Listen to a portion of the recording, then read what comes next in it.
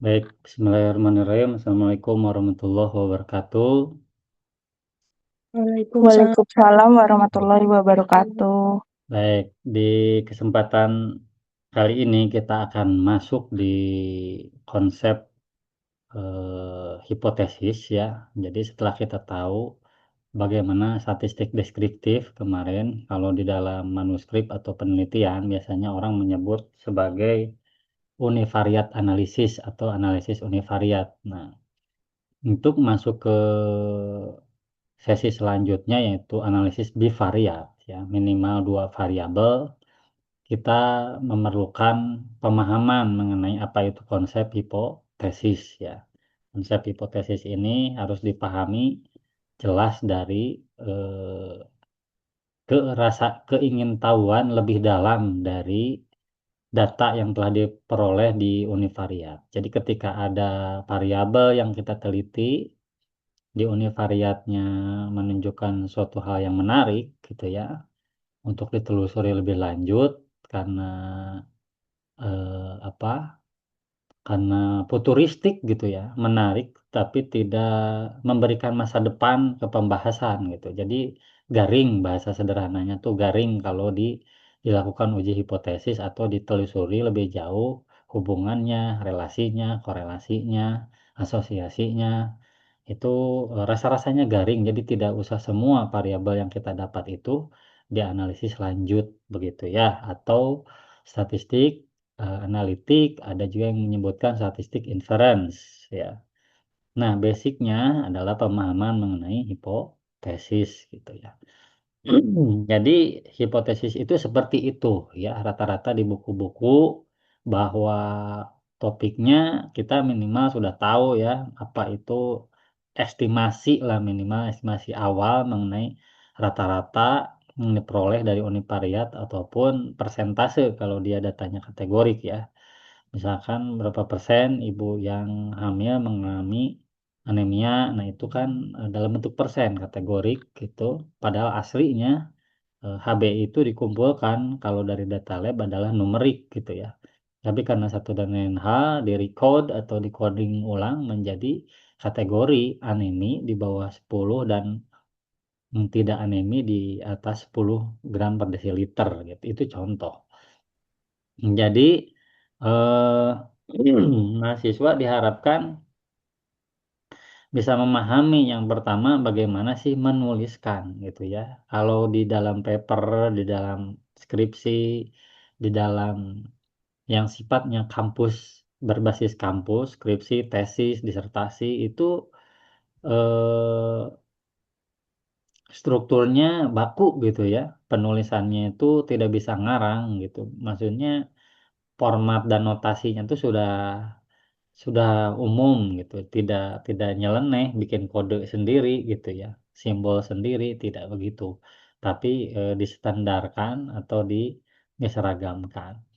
Kemudian yang kedua kita akan memahami konsep kesalahan tipe 1 dan tipe 2 gitu ya. Kalau orang lab bicara kesalahan tuh sok rada-rada tendensi gitu ya, rada ke validasi dan sebagainya. Boleh saja ditarik ke situ, tapi, di biostatistik itu ilmu yang umum sebetulnya, tidak hanya untuk kicau dan validasi saja, gitu. Kemudian yang ketiga, dapat menghitung ya, uji statistiknya sendiri, kita dalam bahasa sederhananya, menganalisis uji statistiknya dari variabel yang sudah kita dapat data-datanya. Kemudian yang terakhir adalah memahami bagaimana menghitung dan menentukan, kesimpulan apa gitu ya dari angka tersebut yang ketika orang bicara itu masih bahasa data gitu ya, bahasa data belum dikembalikan ke bahasa, paper-nya, bahasa awamnya gitu ya, bahasa kalimat, naratif gitu ya. Nah, kadang mahasiswa gitu plak plak plak plak dipaste dari SPSS-nya tidak diganti judul-judulnya itu, gitu ya, layout tabelnya apa adanya dari SPSS, tidak diseragamkan lagi ke panduan, skripsi atau tesis atau disertasi gitu. Nah, Masuk ke konsep dasar ya. Jadi hipotesis itu apa sih gitu ya definisinya. A hypothesis may be defined simply as a statement about one ya. Satu pernyataan or more population ya pada satu populasi atau lebih dari satu populasi. Kita menyatakan apa sih? Menyatakan apa gitu ya? Menyatakan sesuatu yang menjadi goal atau tujuan penelitian ya. Jadi ketika tujuan penelitiannya seorang petugas admin rumah sakit gitu bahwa rawat inap pasien ini rata-rata berapa lama sih dirawat di rumah sakit gitu ya. Ternyata dia di analisis univariatnya melihat bahwa rata-rata penduduk Cimahi misalkan ya dirawat 5 harian gitu ya. Jadi bisa lebih cepat, bisa lebih lambat, bisa. Tapi ketika dipukul rata ya, dipukul eh, di level populasi itu 5 harian pulang lah gitu ya si pasien itu. Kemudian seorang tenaga kesehatan masyarakat gitu ya bahwa program Promkes gitu ya atau pendidikan kesehatan itu katanya apa bisa berhasil atau menghasilkan komunikasi intensif antara petugas dan pasien gitu ya. Jadi fenomenanya si peneliti si SKM ini gitu ya yang kerja di rumah sakit melihat bahwa petugas itu judes gitu ya kepada pasien komunikasinya kurang kurang apa ya kurang hangat mungkin ya seperti itu. Nah dia coba meriset bagaimana mengedukasi gitu ya para petugas ini agar mau senyum gitu ya seperti itu kan capek ya ngurus pasien mungkin petugas itu jadi bobor aseri gitu ya jadi dia capek dengan tugas juga. Nah, paham di situnya gitu ya, tapi tetap aja yang namanya melayani manusia mah beda dengan riset ke tikus gitu ya. Pasti beda memperlakukan tikus mah sambil judes agak cuek gitu ya tikus mah. Tapi kalau manusia mah eh, apa di level manapun mau BPJS mau tidak tetap dia manusia gitu ya, punya perasaan gitu ya. Begitu. Nah, kemudian ada lagi seorang dokter berhipotesis bahwa obat tertentu itu efektif gitu ya, menyembuhkan 90% kasus yang ditangani, misalkan tipes, pakai antibiotiknya apa, merek apa, dia merasa efektif. Rata-rata 10 pasien, 9 pasien dari 10 pasien itu sembuh gitu ya, alhamdulillah. Kemudian eh penelitian-penelitian yang lain juga sama begitu. Jadi ketika membuat hipotesis harus dimulai dengan konteksnya dulu gitu ya. Tujuan penelitian ini apa gitu. Jadi jangan sampai aneh gitu di kita mah.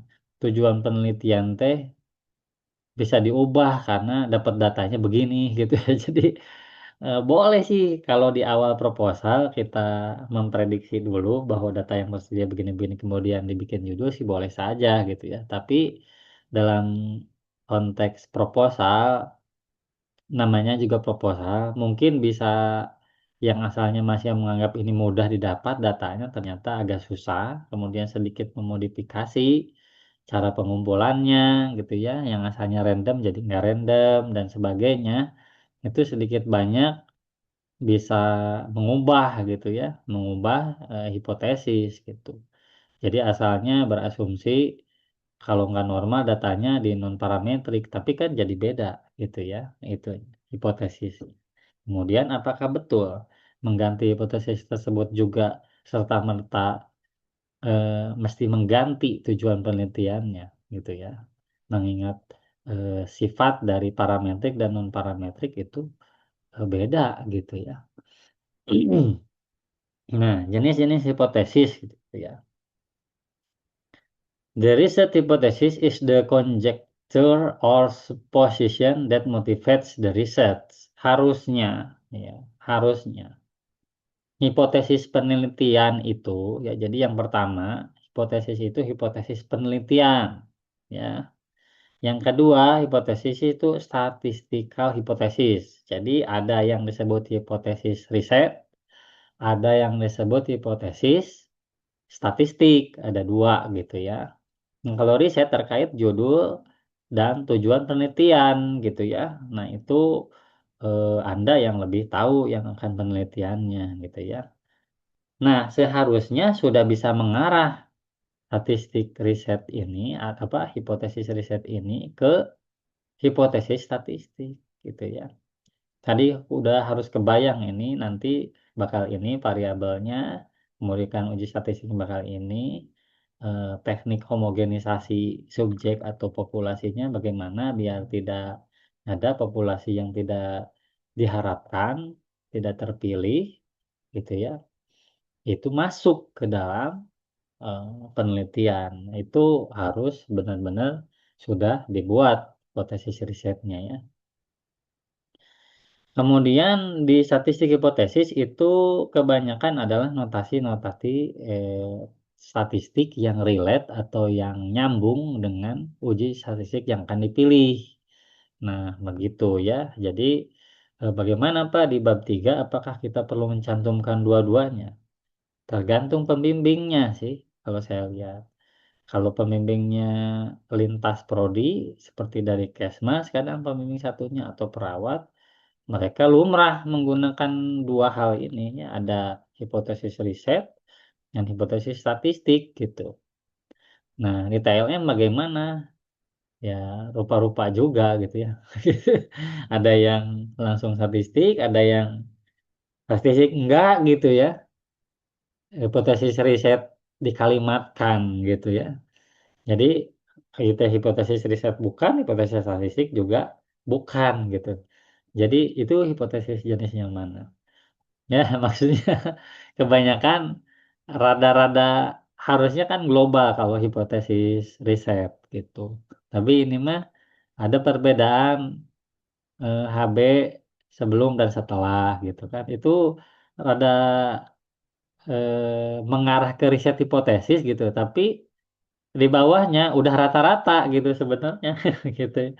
Jadi, kalau mau hipotesis riset ditulis gitu. Tapi kalau mau hipotesis statistik, ya sudah langsung gitu. Tidak ada perbedaan rata-rata glukosa sebelum dan setelah gitu ya. Itu jelas gitu. Oh, dia ngambil penulisan hipotesisnya teh jenis secara pendekatan statistik langsung gitu ya. Jadi itu yang kalau sudah paham gitu ya. Kemudian untuk menguji suatu hipotesis itu kita pertama perlu data. Ya, beda menuliskan hipotesis untuk data kategorik dengan data kuanti atau hasil pengukuran. Yang kedua, kita perlu yang namanya asumsi gitu ya, bahwa asumsi itu adalah pernyataan. Apa kalau hipotesis mah hipo itu sementara, tesis itu pernyataan gitu ya. Nah, asumsi itu adalah kalimat yang di-set oleh kita gitu ya.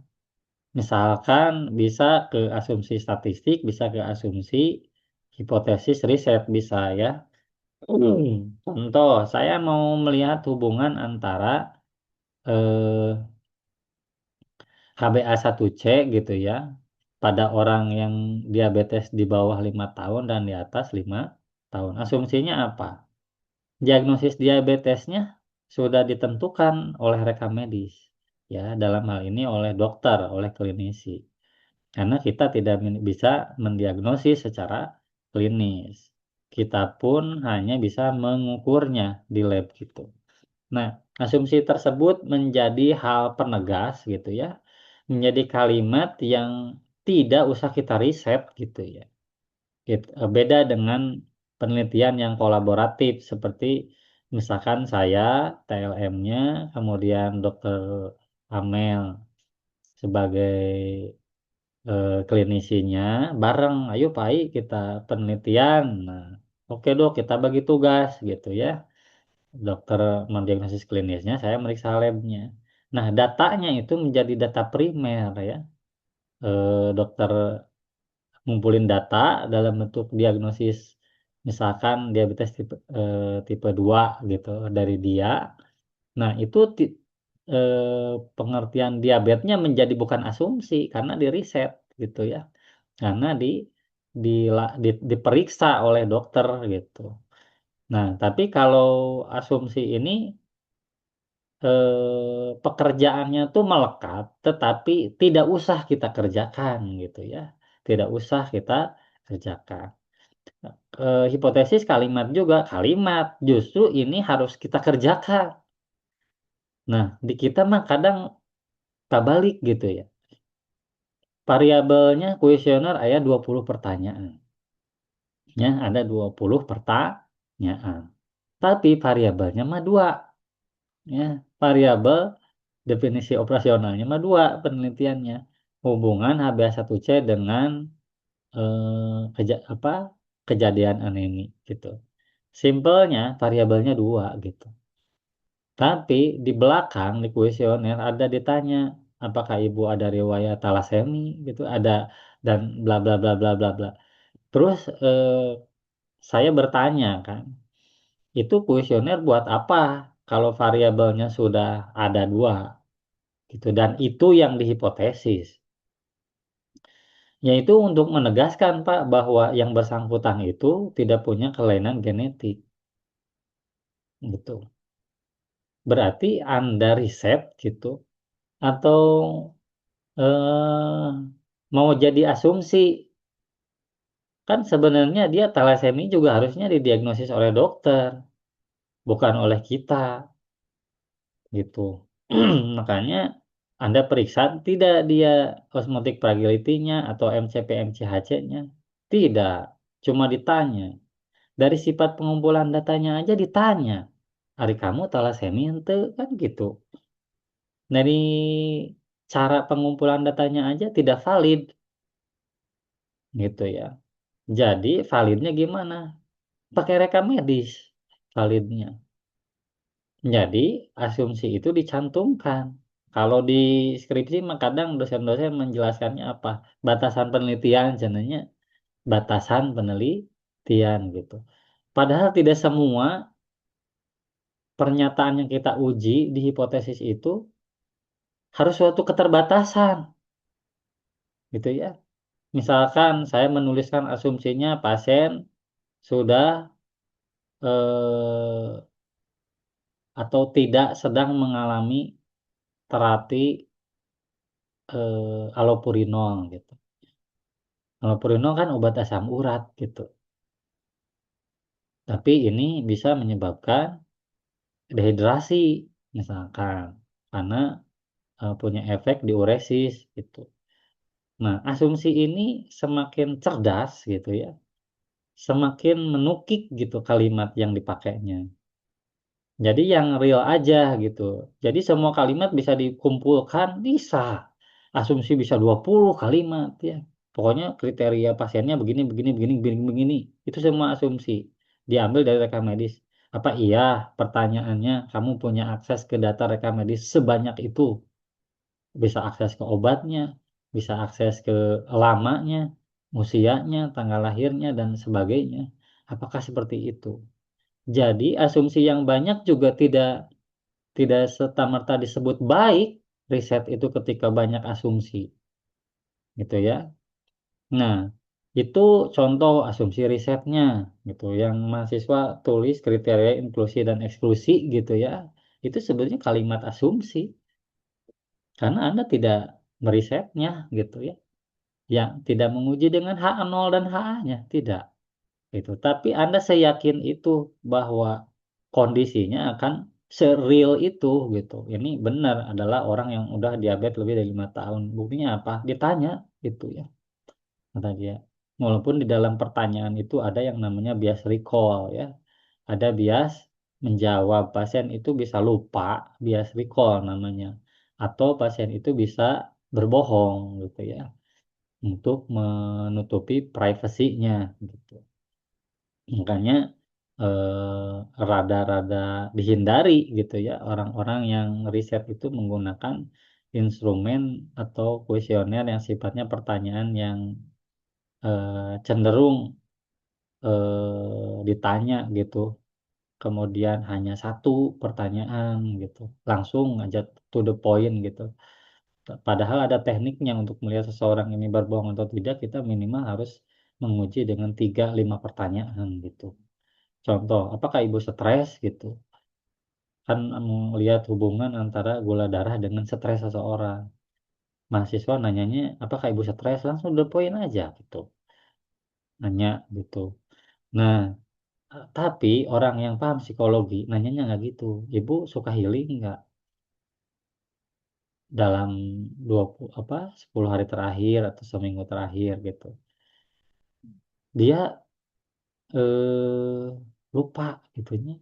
Pernah yang disangka oleh si penanya healing itu ke pantai gitu. Ke mana? Ke gunung gitu. Kemana gitu healing tuh gitu. Tapi versinya si ibu healing itu adalah ke mall gitu ya. Ke mall gitu. Itu perbedaan persepsi yang tidak ditutup gitu ya pertanyaannya dengan close question satu. Kedua, lihat konsistensi. Ibu temannya banyak nggak? Ah, saya mah di rumah we sendiri. Nah, skornya nol tuh ya. Tadi dia ke mall, di kita di skor nol, salah kita gitu ya. Karena kita menganggap dia tidak healing, padahal healing dia ke mall. Healing versi kita baru dikasih skor satu kalau dia ke pantai gitu. Kalau kalau memilih apa yang ditanya oleh kita gitu di pilihan gandanya gitu. Nah, ketika dijumlahkan skornya dari 3 pertanyaan gitu, dia itu kesepian, ya. Kemudian dia merasa tidak punya tantangan hidup. Orang yang seperti ini ketika di scoring adalah stres gitu. Beda dengan teknik orang yang tadi nanya, apakah ibu stres? Langsung to the point gitu kan. Nah, itu lebih meningkatkan resiko hipotesis risetnya gagal sebenarnya. Nah, itu contoh ya, hal-hal yang sifatnya eh, perlu diriset gitu ya, dihipotesis atau asumsi saja. Ah, mahasiswa tingkat alih jenjang tingkat akhir mah stres karena dia lagi skripsi, belum lagi persiapan UKOM. Itu kan asumsi, asumsi gitu ya. Saya tidak pernah nanya benar-benar nggak sih ya mahasiswa itu pada stres gitu, nggak pernah. Asumsi aja membuat kalimat gitu. Yang kalau asumsi ini tidak ditulis, hipotesis saya tidak jalan gitu ya. Hipotesis saya tidak bisa diuji melihat kadar gula pada orang yang stres mahasiswa gitu. Nggak bisa gitu. Karena apa? Orang tidak ada pernyataan bahwa mahasiswa itu stres di tingkat 4 gitu ya. Nah, kalimat seperti ini, kalimat asumsi, tidak diriset tapi perlu dicantumkan. Di dalam statistik ada gak sih asumsi? Ada. Uji T saya lakukan, asumsinya apa? Datanya normal gitu. Berdistribusi normal.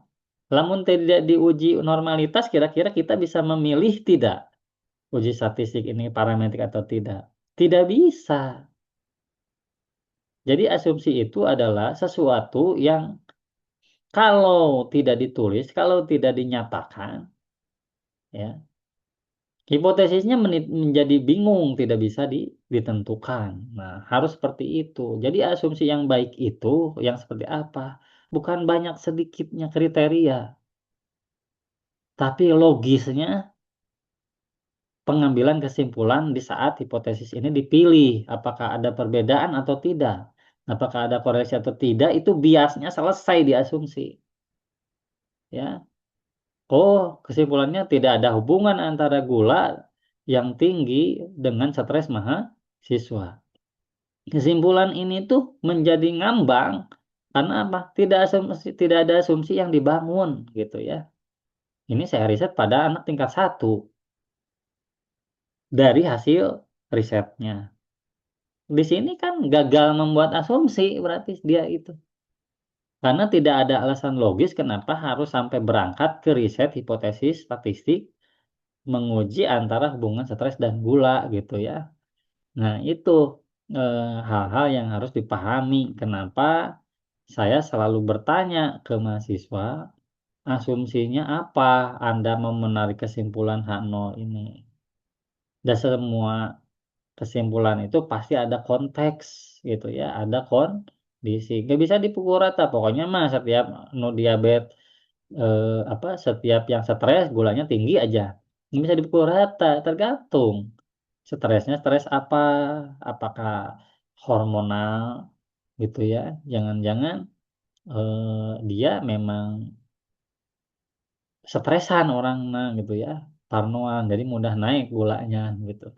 Nah itu hal-hal ya, makanya suka ditanya kalau dokter-dokter mah suka nanya, asumsi ini tuh ditanya dulu gitu ya, "Kamu kenapa pilih ureum kreatinin?" Padahal tidak ada justifikasi di asumsinya bahwa yang begini itu bisa bias gitu ya. "Oh iya, mengukur ureum kreatinin pada pasien diabetes," gitu. Ternyata ada pasien yang diabetes dan gagal ginjal, itu tidak di-exclude ya, tidak dibuang. Dan gagal ginjalnya ditentukan dengan EGFR gitu, dari nilai EGFR di rekam medis gitu. Nah itu clear gitu kalau dinyatakan seperti itu. Nah itu mengenai asumsi. Jadi jangan, eee jangan menulis asumsi kalau kitanya belum paham betul penarikan kesimpulannya nanti mau apa gitu ya. Ya, ini yang menyebabkan mahasiswa jadi salah gitu ya dalam menulis pembahasan bab 4. Jadi dia tuh kehilangan arah gitu ya, karena apa? Karena dia tidak pernah membuat asumsi ini, hipotesis ini dibangun di kondisi seperti apa gitu ya. Itu, penting gitu ya. Nah ini, itu urusan pembimbing satu ya, kelihayan pembimbing satu, mencari celah gitu ya, seperti itu. Nah, kalau di statistik, hipotesis itu langsung dinyatakan gitu ya. Misalnya gitu ya, kita mau tujuan penelitiannya adalah mau melihat rata-rata gula hipoglikemi itu bukan 50 cenanya, berarti kata teori bahwa orang di bawah 50 itu hipoglikemi gitu ya. Nah, apa bedanya dua sisi dengan satu sisi? Kalau dua sisi, berarti kita tuh belum tahu benar salahnya atau tinggi atau rendah gitu ya. Ini memang ada perbedaan gitu. Tapi apakah 45 atau 55 gitu kan? Yang jelas bukan 50 gitu. Nah, itu kita belum tahu pasti, secara teori juga tidak ada yang mengarahkan bahwa hipo itu bakal di bawah 50. Nah, kategorinya kita harus mengambil hipotesis yang dengan notasi tidak sama dengan begini ya penulisannya. H0-nya mu atau rata-rata populasi itu yang kita riset itu 50 miligram per desiliter. Lawannya adalah bukan atau berbeda dengan 50. Berbeda itu bisa lebih besar atau lebih kecil atau sama dengan. Nah itu, yang jelas kalau sama dengan H0 gitu ya, lebih kecil atau lebih besar. Nah, itu teknik menyimpan hipotesis dari dua sisi gitu ya. Nah, kita misalnya secara teori, semakin tinggi gula seseorang dalam 6 bulan terakhir, polanya, trennya, kalau yang prolanis, diabetes, dia, 2 atau 3 minggu sekali periksa gula rutin, kemudian kita average, kita rata-ratakan ya, di tiap bulannya dia cek gula, kemudian di bulan ke-6, prolanis itu periksa HbA1c gitu ya, setahun 2 kali gitu, di bulan ke-6.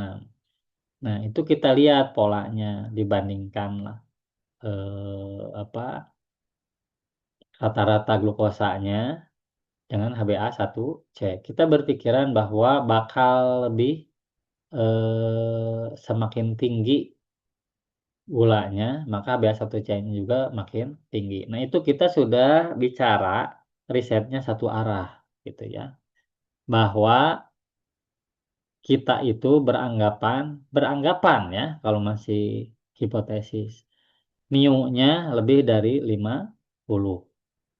Jadi kita sudah mengarahkan riset kita ini bakal lebih tinggi dari populasi ya. Jadi bakal lebih tinggi dibanding orang sehat gitu ya, HbA1c-nya misalkan kalau HbA1c. Tapi kalau ini gula gitu ya, maka lebih tinggi gitu. Nah, karena kita melihat pola kendali atau pengaturan kepatuhan berobat di puskesmasnya jarang, jarang monitoring prognosis gitu ya. Kemudian gaya hidup yang lainnya juga terlihat kurang kurang sejalan dengan penata laksanaan penurunan diabetesnya gitu ya, atau penanganan diabetesnya. Nah, sebaliknya kita beranggapan gitu ya, bakal lebih kecil. Ini mengarah karena didukung teori yang kuat sekali lagi. Tapi kalau teori Anda kurang kuat, lebih baik cari aman ya. Ada tidak perbedaan. Itu masalah two tail dan satu tail. Ini berdampak pada pengambilan kesimpulan. Makanya kalau notasi di hipotesis statistiknya apa, kesimpulannya juga apa gitu ya. Ada perbedaan tapi kesimpulan lebih tinggi bilangnya gitu ya. Itu H0 atau HA, karena di H0-nya tidak ada perbedaan, tidak ada perbedaan, di sininya ada perbedaan. Kesimpulannya orang diabetes lebih dari 5 tahun lebih tinggi. Itu kan satu arah gitu ya. Nah, itu jangan sampai salah tulis seperti itu gitu ya. Nah, tadi saya sudah sampaikan, jadi menentukan hipotesis itu simbolnya harus jelas ya, sama dengan, lebih kecil sama dengan, atau lebih besar sama dengan. Jadi setiap nol hipotesis harus meniadakan ya, meniadakan pengaruh, meniadakan hubungan, meniadakan perbedaan gitu. Nah, lawannya adalah HA pelengkapnya ya, berpasangan. Nah, hipotesis bisa lebih dari satu, hipotesis riset bisa lebih dari satu ya. Kita mau lihat gula dan HbA1c-nya, kita mau melihat gula dan lama diabetesnya. Nah, itu hipotesisnya jadi nambah gitu ya. Ada hubungan atau tidak, tapi mahasiswa nulisnya hiji. Ya. Tapi data variabelnya banyak. Harusnya mah sebanyak variabel yang diuji sebenarnya menuliskan hipotesis itu. Kalau yang benar mah ya, jadi anu dihipotesiskeun nah hiji, anu di judulna hungkul gitu. Ada karakteristik responden dihubung-hubungkan juga gitu ya. Nah, harusnya di tujuan khusus ditulis goalnya atau tujuannya, dan hipotesisnya beranak di di bab 3 tuh, tidak satu. Ya, itu. Nah, satu tadi yang pertama apa? Data ya, harus ada. Dua, asumsi ya. Tiga, hipotetis. Empat, ya diuji pakai uji statistik yang mana gitu ya. Setelah diuji statistik, nah kita akan bahas minggu depan ya mengenai uji T dulu ya. Uji T dulu, uji normalitas sudah di sebelum UTS untuk membangun asumsi gitu ya. Jadi di dengan asumsi normal maka dipilihlah uji T misalkan begitu ya. Nah, itu pengujian. Yang kelima adalah pengambilan kesimpulan. Ada dua ya, bisa pendekatan tabel atau T hitung dengan T tabel dibandingkan. Yang kedua bisa juga dengan pendekatan hipotesis nolnya di reject ya. Atau p-value lebih besar dari alfa 0,05. Nah, alfa 0,05 itu adalah nilai probabilitas di mana kita berasumsi ya, alfa 5% itu bahwa ini betul-betul terjadi perbedaan yang nyata atau perbedaan selisih yang kebetulan saat riset kita saja gitu. Hanya pada beberapa data saja, misalkan dari 30 data hanya dua sih yang selisihnya begitu mencolok gitu ya, di antara dua rata-rata. Nah, itu kan yang dua itu kita anggap dari 20 data itu faktor kebetulan gitu. Nah, tapi ketika hasil uji statistiknya menunjukkan eh, probabilitasnya 0,000 itu berarti sebaliknya ada hubungan gitu ya. Jadi seperti itu. Kalau reject hypothesis nol bila p-value lebih besar dari alfa ya. Kalau menolak H0 berarti menerima HA ya. Berarti ini salah nih ya. Ini harusnya lebih kecil ya. Lebih kecil. Jadi kalau nilai p-value hitungnya lebih kecil dari alfa 0,05 ya. 5% ya. Ini 5%. Di ilmu kesehatan dan laboratorium medis kita sudah sepakat hanya 5% untuk menjawab hipotesis ya. Nah, jadi mereject hipotesis nol menerima HA atau ada perbedaan, ada selisih yang bermakna. Nah, itu apa cara yang paling simpel kalau saya sih lebih suka yang nomor 6 ini gitu ya. Tapi ada beberapa dosen yang pakai pendekatan yang nomor 5 ini gitu ya. Nanti nggak apa-apa kita lihat pada apa tuh pada praktek gitu ya, pada praktek menggunakan uji T gitu ya, mau pair, mau independen nanti kita kita cobain gitu ya. Nah, ini penulisan ya. Bila kita memilih uji T, hipotesis nolnya adalah mu D sama dengan nol. Ini paired sample t-test. Kemudian mu D tidak sama dengan nol. Maksudnya kenapa sih mu D? Kita punya data ya sebelum dan setelah biasanya. Atau kalau di lab medik mah metode A, metode B gitu ya. Metode reference dan metode alternatif. Pertanyaan yang muncul dari mahasiswa adalah, Pak, yang diuji normalitas itu before atau after?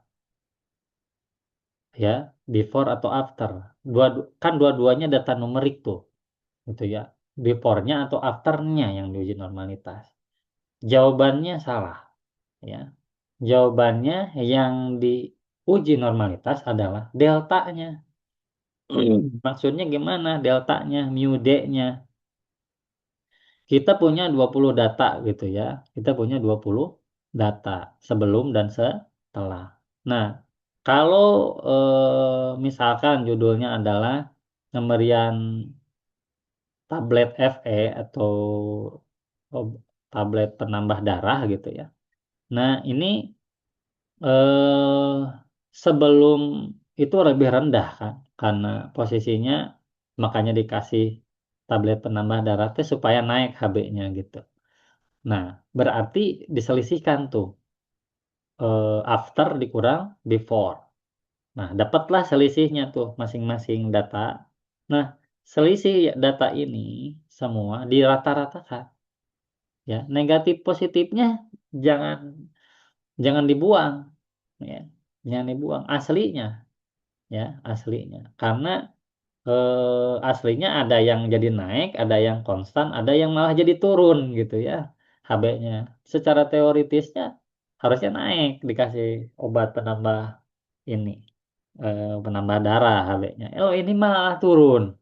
Nah, itu anomali gara-gara salah milih subjek atau gara-gara memang kondisi pada pasiennya yang memang begitu fenomenanya. Nah, ini hal-hal yang bisa diuji gitu ya.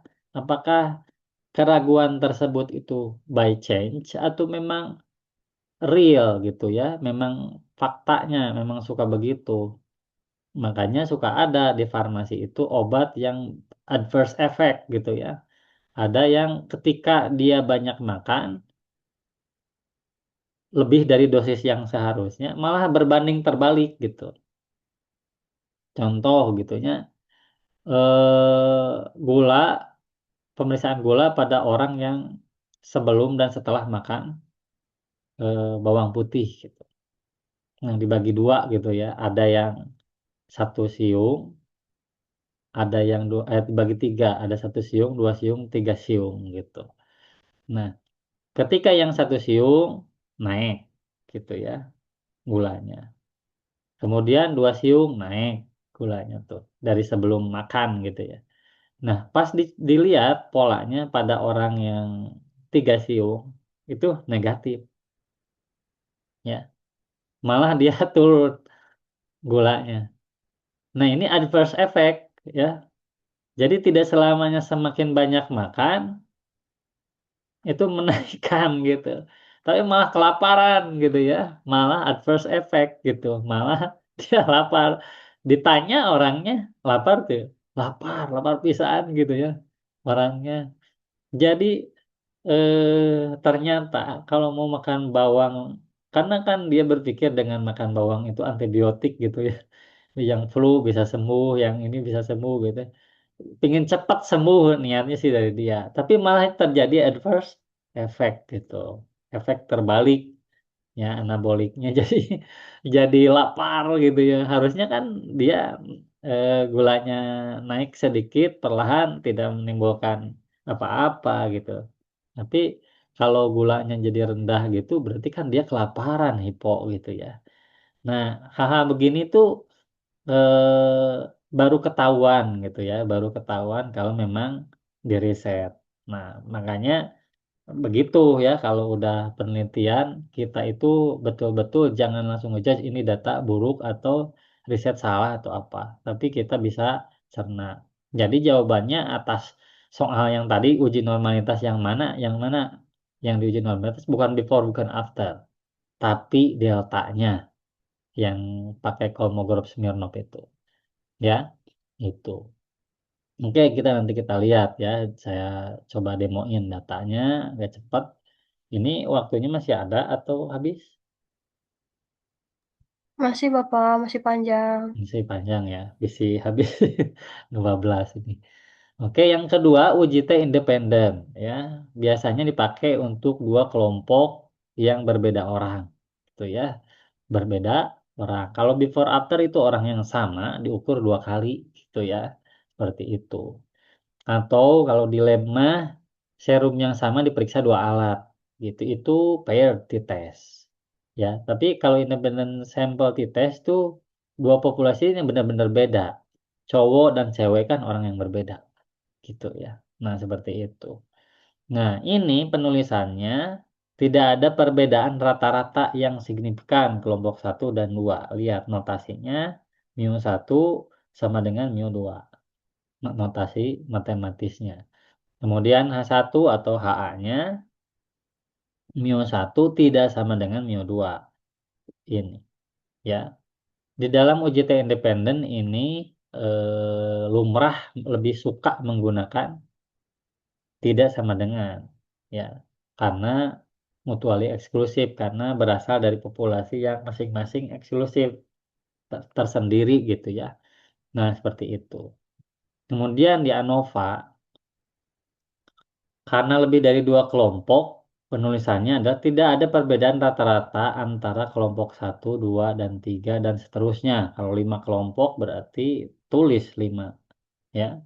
mu 1 sama dengan mu 2 sama dengan mu 3 sama dengan mu 4 sama dengan mu 5. Gitu ya. Nah, H1 ada yang menulis mazhabnya minimal ada satu pasang rata-rata yang tidak sama.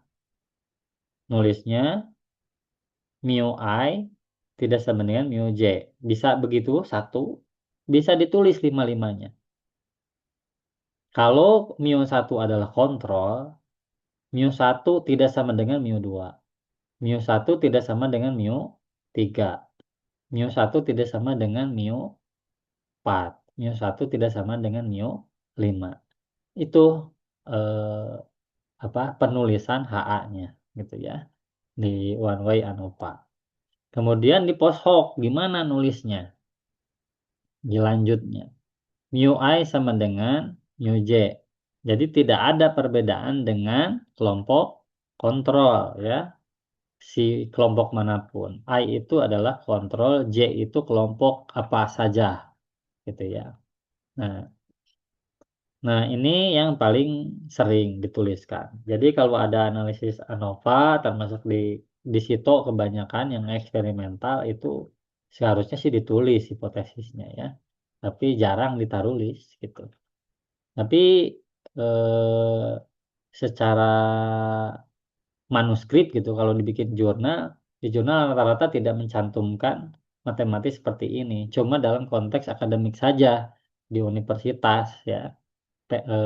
Karena harus apa ya? Akademik bukan saintifik doang gitu. Makanya jurnal itu tidak akan sekumplit skripsinya atau tesisnya. Dia hanya menuliskan dengan bahasa yang bisa diterima orang banyak tuh. Jadi notasi-notasi seperti ini kurang kurang semua paham. Makanya jangan mencantumkan hipotesis sebegini di dalam manuskrip atau artikel publikasi ilmiah. Nah, uji chi-square ya, uji yang kategorik gitu ya. Tidak ada hubungan. Nah, saya sudah sampaikan.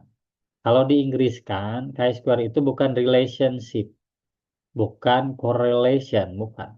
Tapi association. Jadi kalau ada jurnal-jurnal, paper-paper internasional, yang nulis the association between test A and B. Nah, itu tuh berarti chi-square. Ya. Nah, itu yang dilihat adalah asosiasinya. Apakah kedua variabel memang ada kaitan? Bahasanya tuh begitu. Ya, tidak ada kaitan. Jadi bukan hubungan di Indonesia Kente ya. Tidak ada hubungan antara Tespek dengan Elisa gitu. Nah, jangan. Kalau mau nulis pakai Inggris association, kalau mau nulis pakai Indonesia kaitan ya. Jadi lebih ini lebih bisa dijelaskan. Kalau correlate dengan relate di Indonesiain ditranslate di Google Translate sama hubungan gitu. Tapi ada ya, yang satu mah hubungan yang erat gitu ya. Yang satu mah hubungannya belum terpetakan kalau uji T itu. Apakah ini hubungan sebab akibat? Kalau X sekian, Y sekian itu korelasi itu. Makanya aneh gitu saya juga. Kita secara penelitian tahu bahwa apa semakin tinggi tensi, tekanan darah makin kental atau kental dulu baru tensinya tinggi. Nah, ini bisa kebalik X dan Y-nya gitu. Kalau kental darah tensi jadi naik atau tensi naik gara-gara apa menyebabkan darah kental gitu. Nah, ini tidak bisa dipetakan dengan uji T. Itu harus dengan uji korelasi gitu. Ternyata contoh lain, mahasiswa UKOM gitu ya. Mahasiswa UKOM. Panitia mau meluluskan. Ini ada data apa? IP, akreditasi prodi, kemudian satu lagi apa? Nilai UKOM-nya sendiri gitu ya. Coba dibuat hubungan. Apakah hubungan atau korelasi? Ya, relation atau correlation gitu. Ternyata setelah diuji dengan statistik pakai korelasi, itu hasilnya 3,5% atau 0,3. Berarti yang menyebabkan, kan saya pakai pendekatannya, orang mengatakan ini sebab akibat atau hanya terkait saja gitu ya. Nah, itu diuji saja gitu. Ketika hasilnya 3,5%, berarti kelulusan UKOM itu tidak ditentukan oleh IP dan akreditasi prodi unggul gitu. Sisanya berapa kalau kita ngambil 100% atau tadi 0,3 gitu ya, berarti sisanya kan 0,7 R-nya atau korelasinya. 70% ini nilai hukumnya faktor apa gitu kan. Disebabkan apa? Nah, sebabkan apa kira-kira? Yang jelas bukan urusan saya ya, itu urusan siapa gitu ya. Urusan kemarin nyobain UTS aja di komputer, riweuh, rame gitu ya, Anda. Bisa jadi faktor kesiapan peserta 70%, mental, panik, kedua kesiapan komputernya, lemot, internet, atau kesiapan kesehatan peserta, baru begadang, pusing, riet gitu ya, atau apa. Yang jelas 70% itu Anda harus cari sendiri ya.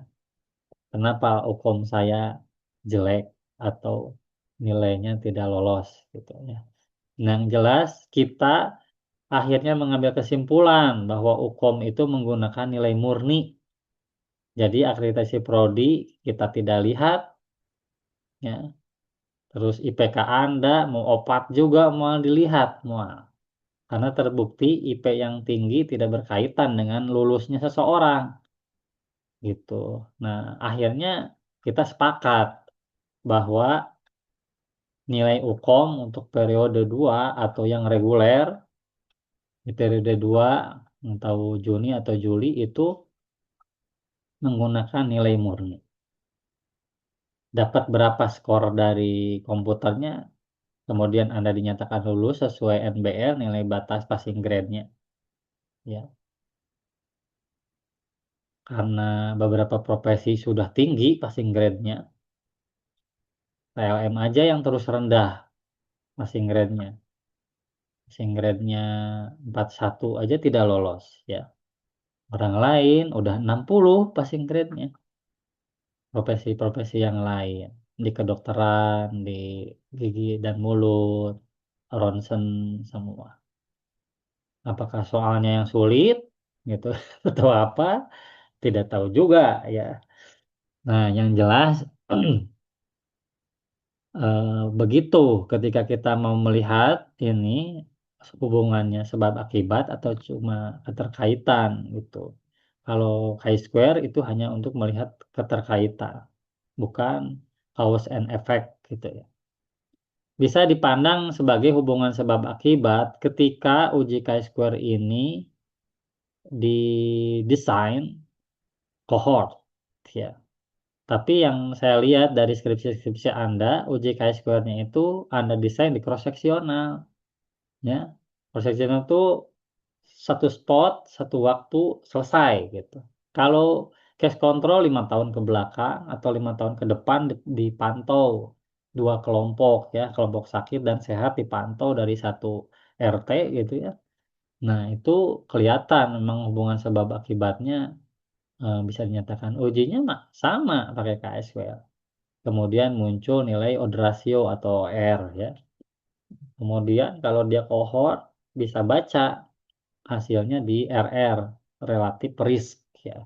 Jadi kalau uji cohort itu kita melihat posisinya masyarakat sehat dulu, kemudian kita pantau 5 tahun, si masyarakat ini awalnya kan sehat, 100 orang misalkan. Tapi 5 tahun ke depan setelah ditelusuri, 20% sakit diabetes. Nah, yang 80 tetap sehat. Nah, dilihat tuh keseharian mereka tuh apa gitu ya. Jadi jelas penyebab gitu ya. Apakah ini faktor turunan, turunan yang menikah, menikah, menikah, atau karena ada gaya hidup gitu ya. Nanti bisa dikohort seperti itu ya. Nah, itu uji statistiknya chi-square juga sama. Tapi riset hipotesisnya beda ya, gitu. Nah, non parametrik uji Mann-Whitney. Ini analogi dengan uji T independen ya. Jadi ketika asumsi uji normalitas tidak normal, asumsinya berarti tidak terpenuhi. Pilihlah uji non parametrik gitu. Nah, untuk menguji perbedaan ini kita mengcoding ulang data asli ya. Data aslinya kadar gula. Tapi karena data asli kurang bagus, akhirnya kita bikin data baru ya, meranking. Jadi si angka-angka glukosa itu disort dari terkecil sampai terbesar, kemudian dibeli ranking satu-satu ya. Misalkan eh, 6 apa 70, 75, nah ranking satu, ranking 2, 75 lagi. Hah? Dua kali itu 75-nya. Berarti satu, 2, dan 3. 2 ditambah 3 berapa? 5. 5 dibagi 2, 2,5. Jadi rankingnya 2,5 dua-duanya. Ya, yang 75 tuh. 70 kan yang nomor pertama, satu. Yang kedua 75, yang kedua 3 75 lagi, dua kali muncul tuh 75 ya. Sebelum muncul 80 lah, data selanjutnya beda lagi. Nah, jadi 1, 2,5, 2,5, 1, 2, 3, 4 gitu. Ranking keempat yang data tadi. Tapi kenapa enggak hiji dua tilu wae nya gitu? Enggak, karena datanya sama. Itu sistem ranking namanya di non parametrik itu, makanya yang diolah sama dia adalah min rank. Jadi si ranking tersebutnya dirata-ratakan ya di antara dua kelompok cowok dan cewek. Nah, itu rankingnya dirata-ratakan. Katanya sih rankingnya sama saja. Yang dipakai frekuensi kemunculan data yang sama sebetulnya. Ya, banyak data yang sama nggak antara kelompok cowok dan cewek gitu ya. Nah, itu jadi salah kaprahnya mahasiswa di mana gitu. Jadi menuliskan hipotesisnya itu tidak ada perbedaan rata-rata sebenarnya antara cowok dan cewek gitu. Nah, padahal di main Whitney itu sudah di ranking, data aslinya nggak dipakai, nggak dirata-ratain. Yang dirata-ratain adalah coding ulangnya, angka ranking yang dirata-ratakan. Jadi syarat ranking apa? Diurut dari terkecil sampai terbesar angkanya. Itu ya, yang cowok diurut dari terbesar sampai terkecil. Terlepas di dalamnya terulang dua kali, ada data yang sama terulang dua kali, tiga kali, empat kali, itu mah tinggal dibagi aja rankingnya. Ya, dibagi sama gitu ya rankingnya karena sama. Oh, tadi saya contohkan data 2 dan 3 kan. Rankingnya berarti 2 dan 3. Cuma statusnya nggak dikasih ranking 2 dan 3, enggak. Harus dikasih rankingnya 2 ditambah 3, 5, 5 dibagi 2, 2,5 dua-duanya. Skor rankingnya tuh 2,5, 2,5 gitu ya. Nah, itu yang diamati. Nah, lawannya min ranknya atau mediannya itu tidak sama. Nah, akhirnya kalau kita melihat value-nya lebih apa? Lebih kecil, kita akan mengambil H1. Cukup bisa membaca bahwa ada perbedaan distribusi ranking atau perbedaan median yang signifikan gitu. Nah, kenapa Pak median bukan rata-rata yang dibandingkan? Ya, kalau non parametrik kan itu pakai rata-rata. Kenapa? Geser-geseran nilai tengah sebenarnya. Di sini nilai tengahnya 2,5. Mungkin di sini nilai tengahnya kalau sama ya ini berarti H0. Sama di posisi 2,5 si data ranking. Jadi data glukosanya mah nggak dipakai lagi gitu. Nah, jadi masih malah menjelaskan ada perbedaan rata-rata cenah gitu ya. Enggak, ya. Yang jelas ini dua variabel ada kaitan. Nah, Pak, apa follow up-nya? Risetnya kan tidak teenakeun gitu ya. Maunya tuh dapat berapa sih angkanya, gulanya gitu. Itu harus ada riset secara eh, bukan diulang ya. Didesain ulang gitu. Ini jangan-jangan ada pasien kecampur gitu ya, kecampur yang tidak dibatasi umur misalkan, tidak batasi obat yang konsumsinya 2 pel 3 pel atau 1 pel gitu ya. Jadi proses pemilihan subjeknya biasanya terlalu barbar ya, asal dapat gitu. Nah, itu tidak hati-hati. Hasilnya ya non-par, karena prinsip dari Gaussian atau kurva normal adalah memilih subjeknya berasal dari populasi yang mirip karakteristiknya. Gitu.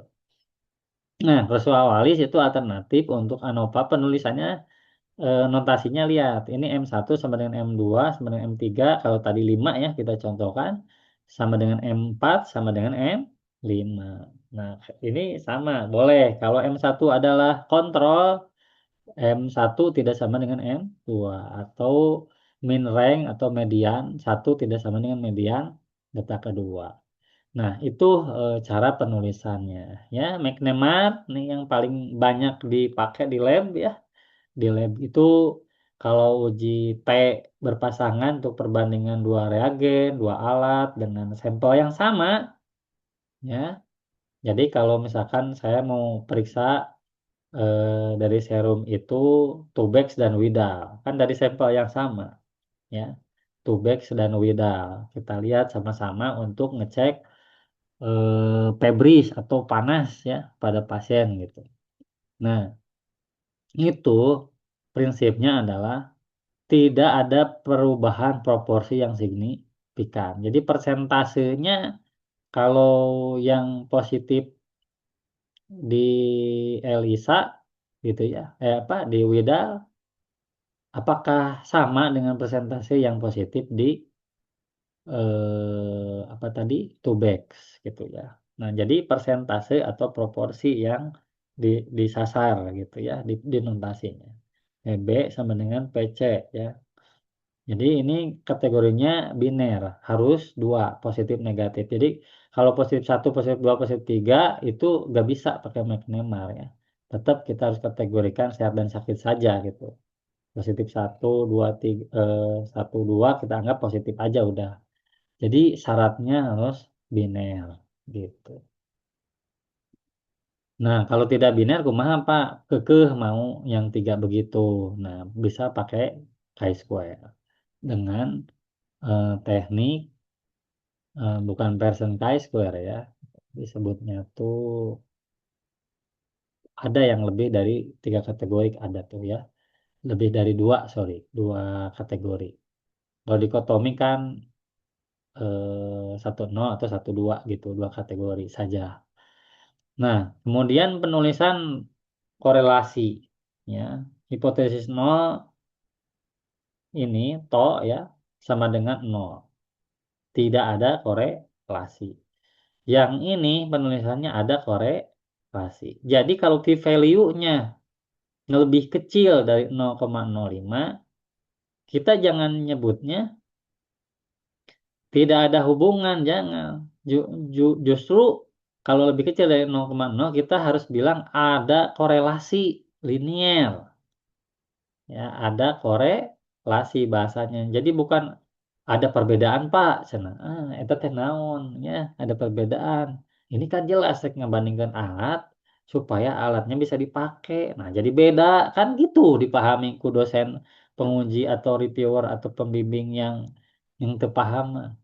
Jadi Anda teh debat tepuguh gitu ya dengan mereka karena statement yang ditulisnya kurang pas gitu ya. Bukan ada tidaknya perbedaan, tapi ada korelasi linier. Jadi yang ini segini, yang ini segini, sejalan gitu.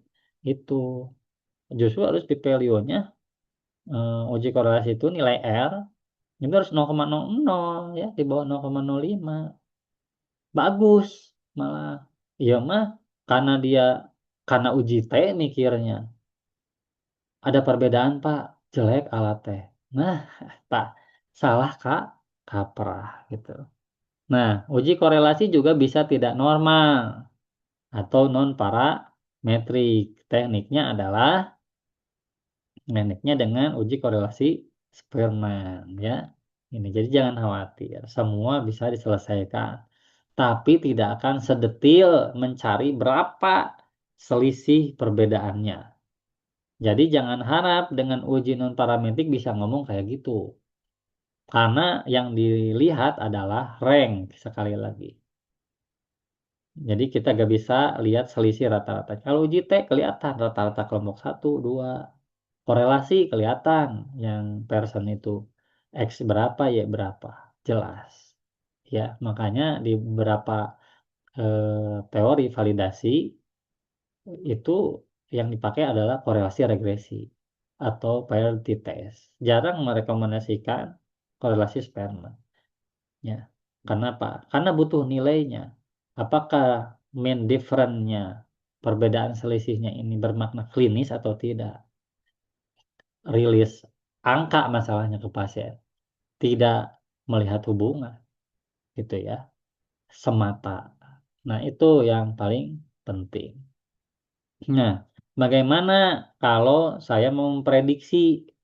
Nah, ya, beta sama dengan 0. Jadi kalau saya punya metode comparison, uji perbandingan, metode Ross dengan diasis ya, Cobas, Ross dengan diasis, hasilnya Y sama dengan 0x. Ya, 0x. Kalau 0, atau bukan? Bukan. Ya, itu ada, berarti tidak sama dengan 0. Berarti ada apa? Ada pengaruh ya X ini terhadap Y. Cuma 0,6 X gitu ya. Nah, itu penulisan notasinya. Nah, uji normalitas penulisan notasinya yang terakhir adalah ini. Ya, Fx sama dengan F0. Jadi frekuensi data muncul membentuk kurva normal itu eh, sama dengan frekuensi observe yang teramati gitu ya. Yang terhitung dengan grafik Gaussian Z ataupun T itu sama mirip polanya, sebarannya. Nah, itu dalam bahasa sederhana mah tidak ada variasi angka yang cukup mencolok gitu ya. Itu disebut normal. Tapi penulisan notasi secara internasional kalau skripsi Anda di Inggris kan begini. Tapi di Indonesia mah tidak ditulis ini teh jadi hipotesis di skripsi, tidak. Cukup ini uji normalitas patokannya p-value-nya harus di atas 0,05 ya, karena tidak ada variasi yang signifikan. Bukan variasi sebetulnya, lebih ke arah frekuensi kemunculan data tidak ada yang terlalu mencolok kurang gitu ya, cuma satu nyengil gitu. Ini minimal dua datanya atau tiga yang terjadi pengulangan sehingga kurvanya halus gitu ya. Tapi kalau ada data ekstrim satu aja rendah banget atau tinggi banget, nah itu kategorinya Fx tidak sama dengan F0, tidak sesuai distribusi teoritis.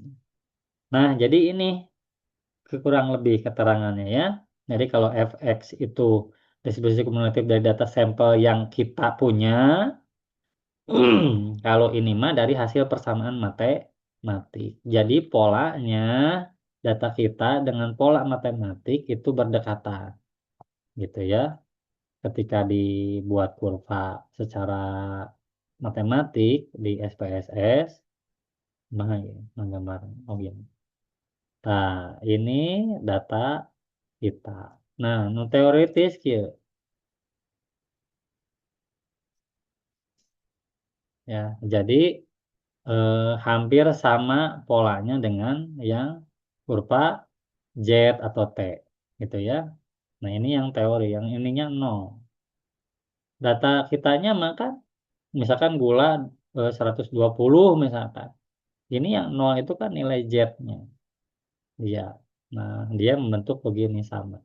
Ketika diafitkan antara Fx ya dengan teoritis dengan F0 ya ini ya gitu. Sebenarnya teori behind kalimat normal tidak normal gitu. Oke, saya kira itu untuk pengambilan keputusannya di uji normalitas ya. Maka bila p-value-nya lebih dari 0,05, Pak kalau aya nu nanya gitu, Pak kalau pas 0,05 kumaha? Nah, berarti dianggap ada variasi atau ditolak. Jadi ada beberapa pembimbing atau penguji ini membolehkan gitu. Tapi secara internasional sih sebenarnya tidak harus kurang aja, apa harus lebih aja. Mau 51, mau 52 terserah ya. 0,05-nya tuh.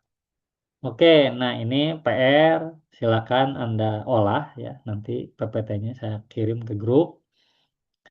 Hasilnya harus Anda sajikan ya.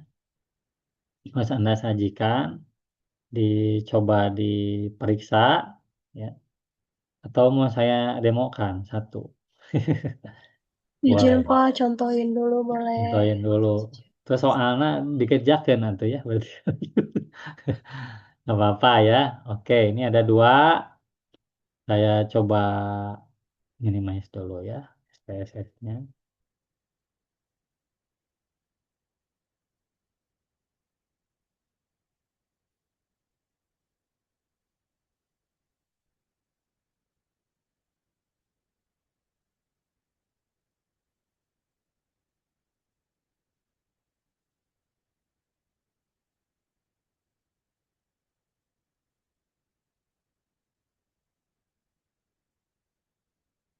Nah, ada muncul nggak SPSS?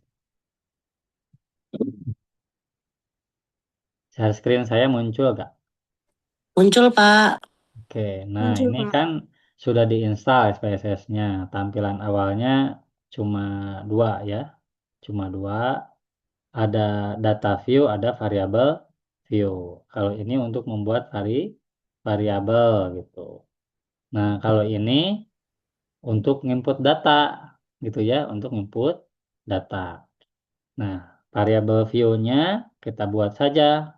Contohnya saya yang udah jadi aja ya. Biar mana ya. Kemarin tuh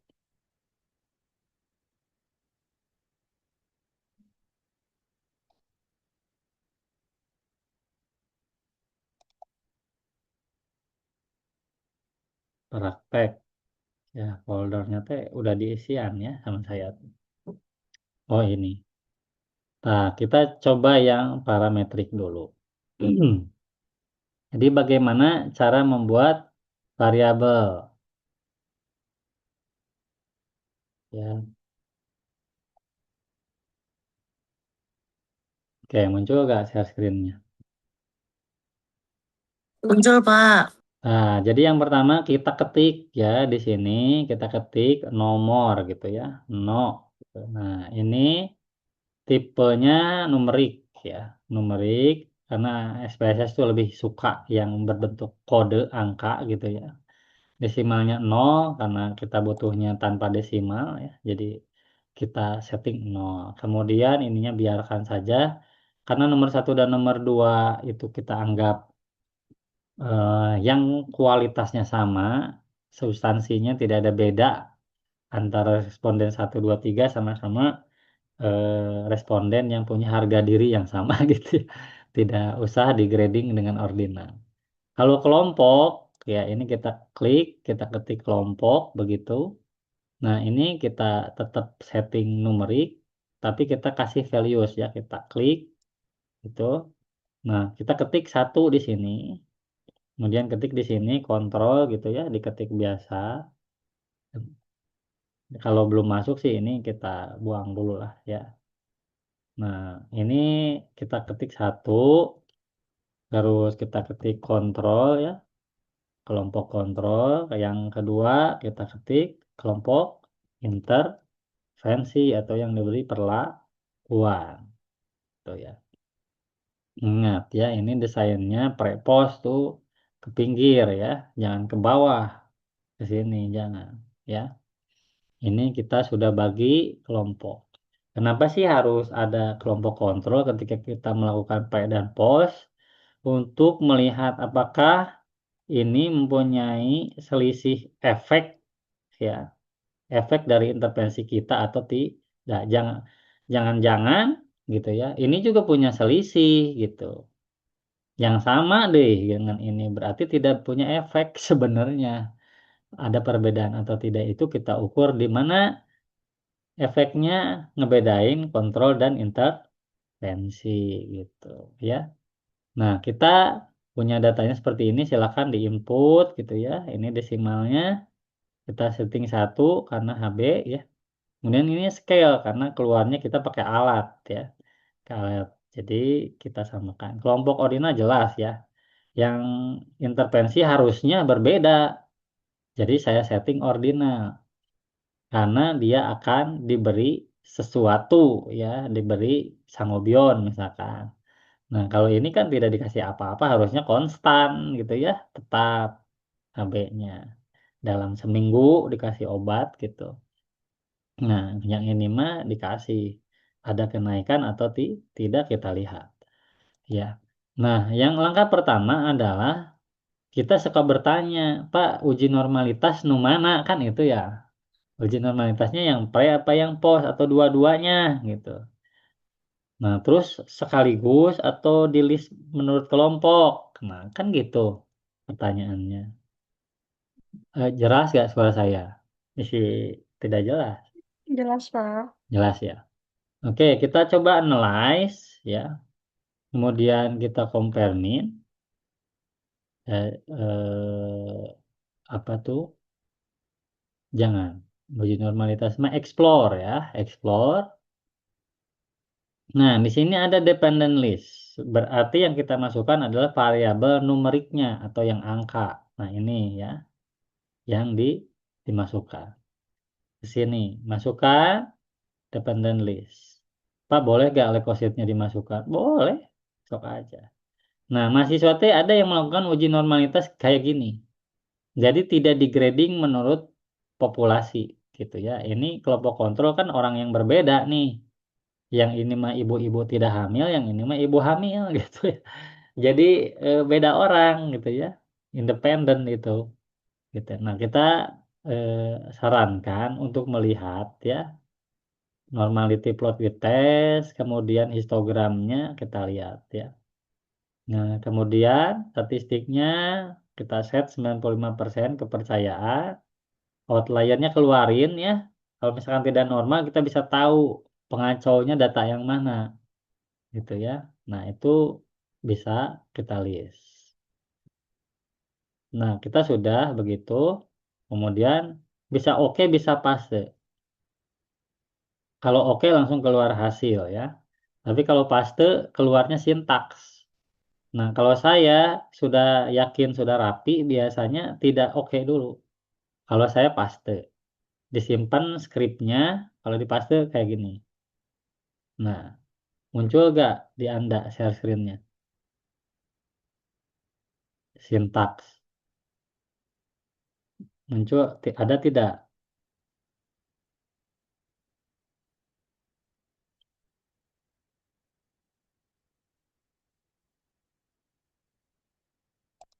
Nah, oke. Muncul tidak sintaks saya? Belum, Pak. Belum ada. Berarti ini desktopnya. Nah, muncul gak?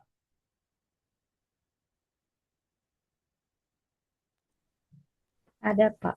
Nah, ini kalau ini bisa di blok, klik tombol hijau, itu keluarnya sama dengan saya klik OK. Ya, lihat. Keluar hasil gak? Gitu. Keluar hasil tidak? Keluar lah, lagi loading mulai ya. Keluar hasilnya ini? Keluar, Pak. Ya, Ya. Pak. Nah, kita lihat ke sini. Ya, ini ada cases 0 missing. Berarti tidak ada data yang ke enter ya. Ke enter. Jadi murni bersih 10 datanya. Tidak ada yang user missing. Saya salah ketik di sini. Nah, di sini saya ketik satu aja M. Nah, atau 20 gitu. Nah, ini muncul titik-titik begini nih. Ya, ini muncul titik-titik begini. Ini kategorinya akan dihitung jadi 20 data. Nanti kalau dianalisis bakal muncul di sini missing satu. Nah, missing satu ya di sini. Ada kasus yang user entry atau memang aslinya, kalau saya olahin dari data orang, dia aslinya respondennya memang ngisi nama tapi tidak ngisi data gitu ya. Nah, itu bisa begitu kasusnya. Kita clear lagi.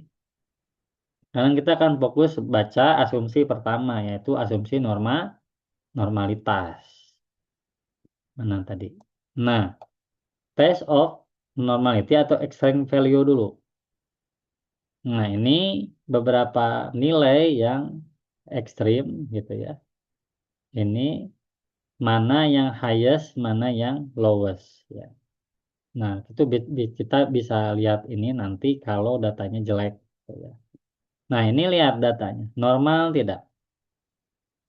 Kan saya cuma punya 10 datanya. 10 kontrol dan 10 intervensi. Ini lebih dari 0,05 ya. Saya baca Shapiro-Wilk ya. Karena kurang dari 40 data. Ada yang bilang juga kalau kurang dari 50 gitu ya. Nah, pakai yang Shapiro-Wilk ini. Ini 0,9 berarti lebih dari 0,05. Berarti normal. Berarti mengikuti distribusi lonceng. Bener nggak? Dak hieu Pak ininya mah tuh gitu ya. Ini. Nah, mahasiswa teh melakukan ini. Sudah benar atau salah menurut Anda? Mahasiswa melakukan prosedur ini. Sudah benar atau salah? Ayo siapa yang mau jawab? Tahapannya begini sudah benar atau salah? Nah, jempe. Ayo. Nah, leukosit juga normal ya. Kalau leukosit oke lah ya, karena dia cuma mau lihat berasal dari populasi masing-masing atau tidak ya. Kalau ininya lebih dari ini, HB pre-post itu normal. Tapi bukan ini yang diminta oleh hipotesis statistik tadi. Ya, kita harus melakukan apa? Coba. Yang diuji normalitas itu bukan ini ya. Kalau kita lagi penelitiannya HB, ini mah hanya untuk melihat aja ini orang-orang pada infeksi nggak. Jangan-jangan HB-nya tidak naik, dia badannya, tubuhnya sedang membenahi karena kena infeksi gitu. Nah, ini kan hanya judge bahwa semua di bawah 10.000 sebetulnya. Jadi ini termasuk variabel pembukti saja, tidak jadi variabel riset gitu ya. Untuk memberikan asumsi bahwa tidak ada yang infeksi gitu. Jadi tidak akan bias mengambil kesimpulan pre-post itu. Tekniknya adalah karena kita butuh selisih, kita perlu compute variabel. Namun compute teh untuk membuat perhitungan. Saya mau jumlahkan, mau kalikan, mau bagikan tuh pakai menu transform. Klik compute variabel. Ya, kita beri nama delta delta. Delta apa? Apa? Delta apa? Delta HB. Ya, berarti selisih antara post dikurang pre. Variabel baru nanti bakal muncul di sini. Ya, variabel baru bakal muncul di sini dengan nama delta HB. Ya. Yang mana post dikurang pre gitu ya. Jangan lupa masukin. Hasilnya mau oke mau paste. Paste lagi kalau saya ya. Kenapa dipaste? Dikumpulin. Menpoho ingat-ingat ini tahapannya. Saya karena ini sudah tadi dieksekusi, pakai ini aja. Perlunya ini.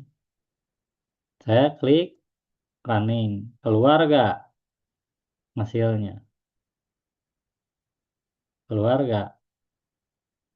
Keluar gak? Gak ada ya. Adanya di mana? Di data. Tah, muncul. Muncul apa?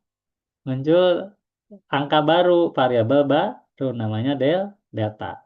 Selisih antara HB post dikurangi pre. Gitu ya. Nah ini semua angka-angkanya.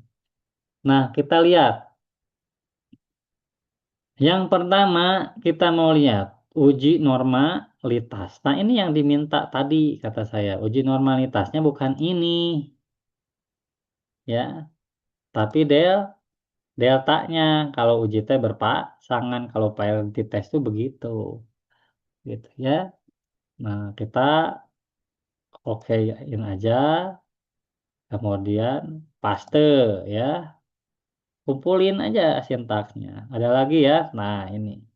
Kita eksekusi segini aja, kita blok, kita klik tombol hijau, tahap demi tahap. Ada hasilnya, ini kita gulung ya, karena tidak ini. Ini hasil analisisnya mana? Oh, diuji normalitas by delta di output. Ya, yang mana? Yang mana yang delta? Yang atas, yang bawah? Nih, ya delta. Berarti yang ini, ini yang tadi ya. Yang ini yang tadi. Yang salah kita ya. Kita mah di sini ujinya masing-masing variabel ya. Tuh. Nah, sebenarnya yang harus disajikan di skripsi adalah yang mana? Yang ini. Test of normality yang mana? Yang ini, delta. Per kelompok. Lihat. Yang kontrol normal tidak? Tidak normal. Ya, 0,045. Yang intervensi normal. Pak, lamun kieu kumaha? Pakai uji T, pakai uji T apa non parametrik gitu ya. Ya, duka. Ya. Nah, tapi kalau kita saklek dengan aturan mah harus parametrik karena salah satu tidak normal gitu. Terus bisa gapa dipaksakan. Coba aja paksakan. Karena penilaian test of normality bukan hanya saja dengan Shapiro-Wilk dan Kolmogorov-Smirnov gitu ya. Tapi bisa juga dengan pendekatan skewness gitu ya. Kemudian distribusi seperti ini. Nah, seperti ini gitu. Nah, kita lihat extreme value-nya yang mana? Yang mana? A, only a partialist case with the value 0,2 are shown in the table after extreme ya. Jadi ini kelihatan banget ya bahwa kelompok kontrol itu ada ekstrim kanan dan kiri gitu ya. Ekstrim yang tinggi dan ininya cukup tinggi selisihnya gitu menurut dia. Nah, lihat ini ya. Ini kelompok intervensi ya. Kalau ini kelompok kontrol. Ini kelihatan banget ya. Kalau kita klik 2 kali itu lurus tuh kurvanya ya. Tuh. Ekornya ke sini. Jadi tidak lurus. Nah, yang ini gimana? Kita lihat ya. Jadi kelihatan ya dari grafik juga yang ini mah ada ekstrim kiri, yang ini ada ekstrim, tidak ada ekstrim gitu. Nah, kita coba saja ya kalau kalau tidak sesaklek itu, kadang pembimbing itu ya udah dicoba aja lah gitu ya. Mencoba dengan uji T berpasangan. Gitu ya. Kita coba, kita klik pre dan tekan kontrol, terus klik pause. Jadi deltanya nggak dipakai lagi ya. Deltanya nggak dipakai lagi untuk pengambilan keputusan hipotesis intervensi ini. Optionnya 5% saja yang kita galau ya, apakah by change karena ada kesempatan atau karena kebetulan, kita uji 5% saja keraguan tersebut. Nah, hasilnya correlation-nya muncul ya, ada paired correlation karena aslinya sebenarnya uji T paired itu adalah X dan Y sebetulnya ya, bukan X dan X gitu biasanya. Ya, bukan X1, X2 seperti beda rata-rata di independen gitu. Nah, lihat signifikan value-nya 0,978. Ini benar apa salah? Benar atau salah? Salah. Kenapa? Kan kita udah tahu kalau yang kontrol dengan intervensi itu kan dipisah. Harusnya 10 harusnya. Nah, lihat ini HB pre dan pos. Yang pos rata-ratanya 12,5. Seolah-olah naik ya, mau pada populasi kontrol maupun pada intervensi. Hasilnya keluar, tapi ini salah ya. Cara penarikan kesimpulan hipotesis yang salah. Harusnya dipisah. Caranya gimana? Caranya. Saya mau lihat kelompok kontrol dulu. Tekniknya adalah kita klik dulu select cases ya. Ya, kondisinya adalah saya ingin melihat apa? If kelompok sama dengan kelompok kontrol dulu ya. Nah, ini masukkan ke paste, bisa lupa saya tuh udah ngapain aja gitu ya. Nah, masuk ke sintaks sebagai apa yang kita kerjakan. Mana tadi? Nah, ini ya. Ini use all. Nah, ini nih ngefilter. Hasilnya bukan hasil analisis, tapi data kita berubah ya. Jadi dicoret. Ininya di blok. Jangan semua. Kalau semua nanti dia ngerunning ulang dari awal. Jadi tambah penuh outputnya, file SPSS outputnya. Kita run. Hasilnya adalah pencoretan seperti ini. Ya, data-data yang tidak ingin saya olah akan dicoret oleh SPSS. Yang mau lihat before after-nya di kelompok kontrol dulu. Ya, kita analyze ulang. Biarkan saja karena kita sudah seleksi ya ininya. Nggak usah diubah. Kita paste perintahnya ya. Muncul lagi nggak? Muncul lagi ya. Nah ini. Dengan filtering. Setelah difilter, hasilnya harus 10 N-nya. Hasilnya jelas ya. Yang pre sama post ini different-nya berapa? 0,18. Jadi pada orang yang apa tuh? Ini ngebalik gitu ya, ngebalik apa-apa. Kita cuma butuh selisihnya. Harusnya tadi posisi nganalisisnya kalau mau positif ya ininya eh, dibalik. Ini pre-nya di sini, variabel satunya dipindah gitu. Bisa. Bisa ya. Ini bisa dipindah gitu ya. Ini yang post dulu disimpan ke sini. Nah, gitu. Ini yang pre. Nah, gitu ya. Dibalik ininya bisa jadi positif. Itu teknik banget lah. Bisa di ini sendiri sama Anda. Ini dipaksain bisa gak gitu ya. Padahal kita sudah tahu bahwa yang kelompok kontrol itu tidak normal tadi datanya secara Shapiro-Wilk-nya itu ya. Nah, tapi di sini kelihatan korelasinya 0,969 ya. 0,969. Jadi pre dan post ini cukup bisa dijelaskan 96,9%. Coba ya. Jadi kenaikan pada orang sehat saja dalam seminggu naik. Pertanyaannya, gitu ya, ada efek tidak gitu. Berarti kalau mau ada efek, selisihnya harus di atas orang yang sehat. Gitu kan. Selisih orang sehat itu 18 dalam seminggu ini naiknya. Pada orang sehat aja ada kenaikan 0,18 HB-nya. Apakah itu bermakna kesembuhan atau bermakna efektivitas obat atau obatnya berdampak gitu ya. Nah, itu kita coba balik ya. Kita coba balik.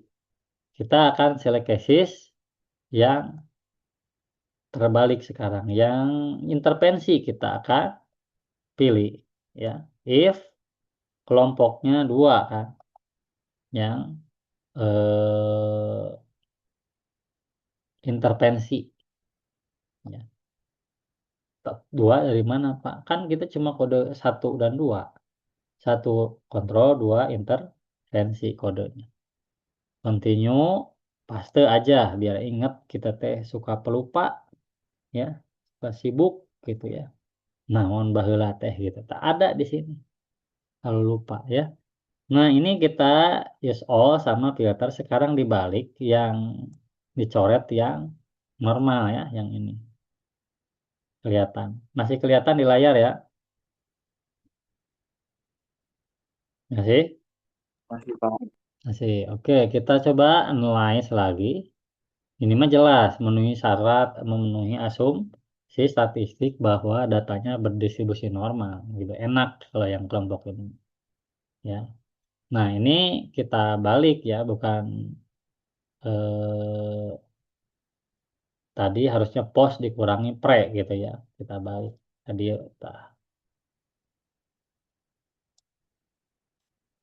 kita balik, ini kita balik, pos dulu, kemudian pre ya, biar enakan senangnya berapa sih selisih.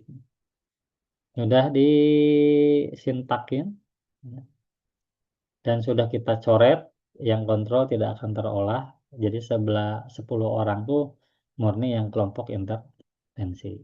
Hasilnya ini adalah 0,931. Posnya 13 ya gede, pre-nya 10. Itu 10.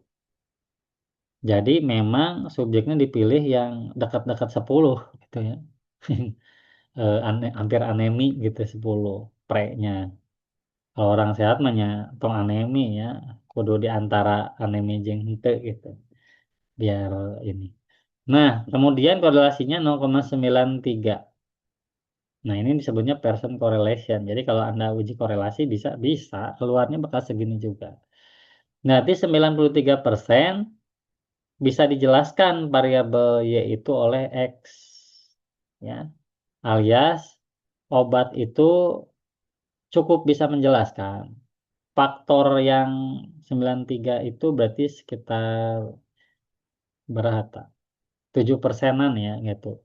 Yang 7%-an itu mah faktor naon tidak tahu gaib. Yang jelas ini faktor ikhtiar gitu ya. Seerat itu hubungan antara obat sebelum dan setelah meningkatkan kadar Hb. Makanya Hb menjadi marker gitu ya. Marker prognosis terapi suplemen besi gitu ya. Seperti itu. Nah, mean difference-nya lihat 2,7. 2,7. Yang tadi 0,18 ya. Nah, apakah 2,7 dengan 0,18 ini? Nah, ini kan 0,18 ini. Betul-betul berbeda alias berefek gitu. Nah, di sini kita perlu melakukan yang namanya naon tah apa? Kita udah tahu posisi masing-masing yang dihipotesiskan bahwa hipotesisnya harus uji T independen.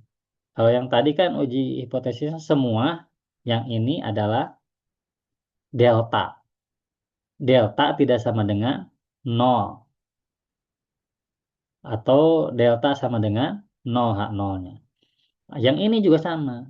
Delta intervensi, yang ini nih, tidak sama dengan 0. Benar kan? Tidak sama dengan 0. Nah, bisi 0-nya, namun negatif-negatif ditambah positif-positif, 0 hasilnya. Ya, kelompok yang ini di antara yang ini saja gitu ya. Misalkan ini 5 negatif sama angkanya. Yang ini positif sama angkanya. 0 hasilnya. Berarti tidak ada delta, mu delta gitu ya. Yang signifikan. Nah, sekarang saya mau lihat efek antara orang sehat dan sakit. Bener gak? Orang sehat kan aja menimbulkan selisih pertanyaannya teh 0,18. Ya, apakah 0,18 itu berbeda antara kelompok 0,18 rata-ratanya dengan yang ini ya? Rata-rata ini apakah betul-betul berbeda dengan ini? Gitu selisihnya. Kita gunakan uji T apa? Independen. Kita bandingkan dua kelompok ini tapi deltanya yang dibandingkan. Nah, kita bandingkan dengan independen sampel dites. Yang mana yang masuk ke sini? Delta HB-nya. Kemudian yang masuk ke grouping apa? Kelompok. Ini tanda tanya gimana Pak? Itu dia nanya kelompok apa sama apa. Gitu ya, kelompok 1 dan kelompok 2. Makanya perlu coding di sini dari awal. Ulah lupa, ternyata 1 dan 0. 2 nggak ada, nggak jadi runningnya. Ya, gitu. Nah, udah define group seperti ini, optionnya oke, 95 sudah cocok, tidak usah diubah. Kita paste lah ya, untuk diarsipkan gitu sintaksnya. Hasilnya, hasilnya ini ya, hasil paste. Kita running, oh Pak, kelompok kontrolnya 0. Nah, kenapa 0? Karena filter masih aktif, gitu ya. Karena filter masih aktif. Berarti caranya gimana? Filternya supaya tidak aktif, silih cases, kemudian ininya kita buang itu, cancel itu, atau reset aja, reset, kemudian paste. Kemana dia larinya? Ke syntax. Filter off, use all, execute. Nah, berarti kita matikan. Ya, kita matikan. Hilang ya ininya. Nah, ini hilang. Setelah hilang, kita running ulang nggak? Kita running ulang aja yang ini. Kan? Gitu. Hasilnya ada muncul. Ya, ini delta HB yang kita bandingkan antara kelompok kontrol dengan intervensi. Ini udah jelas 0,18 rata-ratanya. Nah, ini 2,77. Apakah selisih di antara 0,18 dan 2,77 itu signifikan atau berefek? Gitu. Jadi jelas kalau mau lihat efek, lihat pembandingnya. Gitu ya, pembandingnya. Makanya jangan ngasih suplemen tanpa melakukan kontrol ke orang yang tidak anemi gitu ya. Jangan-jangan ada salah di bias pengukuran gitu ya. Nah, ini Leven test dibaca dulu. Kalau nilai sig Leven testnya 0,026, ini lebih kecil dari 0,05, artinya data itu bervariasi ya. Yang kita pilih signifikan t-testnya yang atas apa yang bawah. Equal variance not assumed. Nah, ini yang disebut asumsi ya. Karena kita berasumsi ini tidak homogen datanya atau bervariasi, kita pilih yang baris not assume aja, tidak usah bikin asumsi. Pilihnya yang bawah. 0,040. Berarti signifikan berefek ya. Efeknya dari mana? Tahu efeknya. Berapa sih efeknya? Berapa peningkatan HB yang berefek akibat obat ini? Segini nih, 2,59 ya. Ternyata saya ngasih dosisnya tuh 2 pel sehari. Gitu ya. Dengan 2 pel sehari pakai sangobion, insya Allah naik 2,59 gram per desiliter. Hebat ya, HB bisa naik segitu gitu. Berarti ibu hamil tong ditransfusi gitu. Ibu yang melahirkan, yang perdarahan tong ditransfusi. Kan syarat ditransfusi itu HB8 atau 9 nya harus ditransfusi, jangan dulu pulang tak pasien gitu. Wah, aku obat guys sambil di rumah bisa gitu. Nah, ini mah contoh ya, bukan data real dari perusahaan farmasi atau dari dokter. Namanya juga contoh soal gitu ya. Nah, selesai gak skripsinya? Padahal judulnya pengaruh pemberian suplemen Fe, tapi nganalisisnya ke sana kemari gitu ya. Sana kemari. Oke, saya kira cukup ya. Mana stop recordingnya.